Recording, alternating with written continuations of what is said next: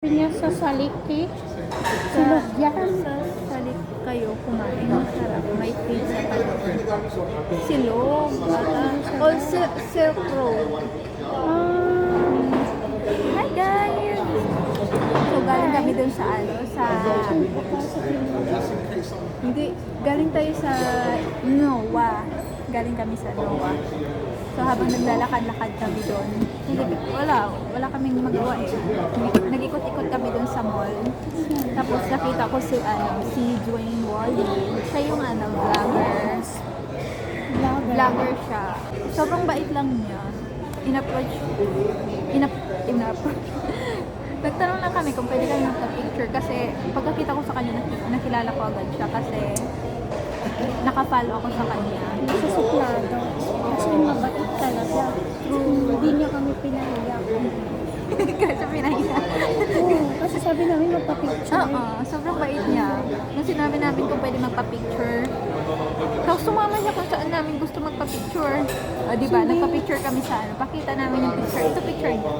Tapos hindi tayo nahihirapan.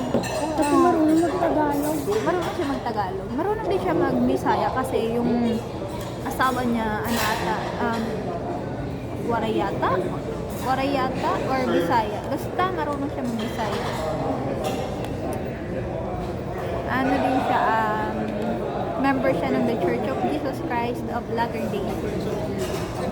Siya din, convert. Same kami convert. So, you know, Diba? Ang bait niya. Yan lang, nakwento lang namin. Kakain kami sa holiday. Pakita namin sa inyo. Ayan si Ate G. Diyan kami kakain. Diyan. Ito, yung in-order namin. Yung in-order namin dito. Saan yung in-order mo? adobong bagnet. Sakit talaga ng puso ni sikmura ko. Gutom Ko na alam kasi. bakit. Dahil sa kakapasyal na. Ano ba yung in-order mo dito, Ate Gigi? Ito yung mga ano nila. Adobong bagnet. Ayan, mga gusto nyo mag-order. Kasi parang walang problema. Nag-aantay kami ng order natin. Pala. Ginamit ko kasi sobrang sakit ng tiyan ko. Sorry. Nabili ko lang siya sa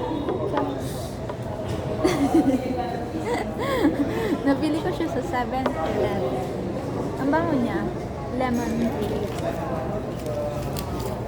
Magpapajikas ka ng sako. Kain muna tayo. Tapos magpajikas na tayo. Bye guys! That's it. That's all. Bye!